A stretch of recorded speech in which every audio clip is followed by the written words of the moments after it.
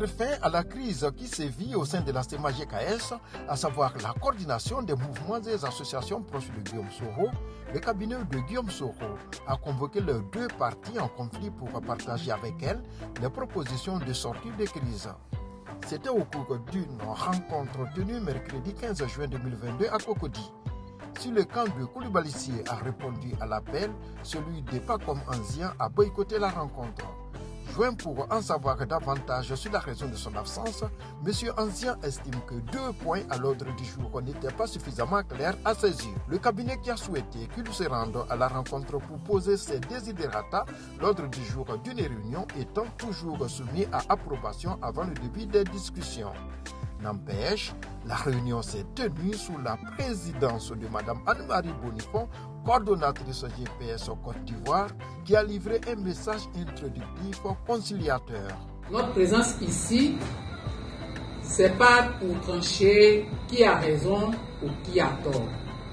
Notre présence est de trouver un consensus au nom de l'intérêt général du GPS. Nous avons plus que jamais intérêt à présenter une image reluisante aux populations de Côte d'Ivoire.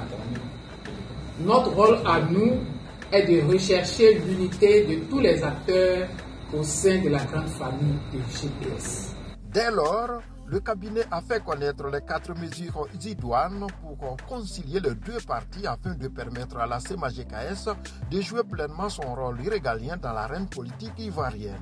Ainsi, la première mesure prise, c'est la reconduction de l'ancienne équipe avant l'Assemblée générale extraordinaire du 5 mars 2022 qui a vu l'élection de M. Pacom Anzien au poste de porte-parole en remplacement de M. Koulibaly. Ensuite, le cabinet recommande l'organisation dans un délai n'excédant pas 1 mois d'un séminaire qui réunira l'ensemble de ses membres au fin d'échanger sur la vie de cette structure et de procéder à un toilettage des textes ainsi qu'à un examen de la liste des présidents de la CEMA-GKS.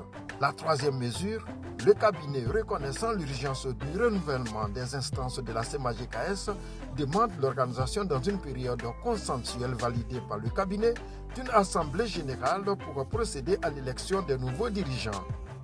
Celui-ci devrait intervenir dans un délai n'excédant pas 3 mois. La dernière mesure est l'autorisation de la reprise des activités de la CEMA-GKS et l'appel à la cohésion au sein de cette organisation dont le travail accompli est salué.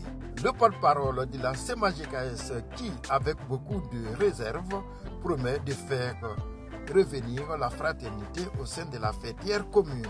Nous voudrons appeler à nouveau les uns et les autres au travail, appeler à nouveau les uns et les autres à une meilleure organisation. Et nous qui sommes là, nous avons pris acte et nous considérons que quand des décisions viennent du cabinet, ce sont des ordres, ce sont des instructions. Nous allons les appliquer, comme je l'ai dit, sans triomphalisme, parce que nous restons convaincus que c'est ensemble que nous allons émerger et que c'est ensemble que nous pourrons accompagner son excellent Guillaume Koulibaly Soro. A noter que sur 26 affiliations à la CEMA-GKS, 15 étaient présentes et 2 excusées, soit 17 sur 26.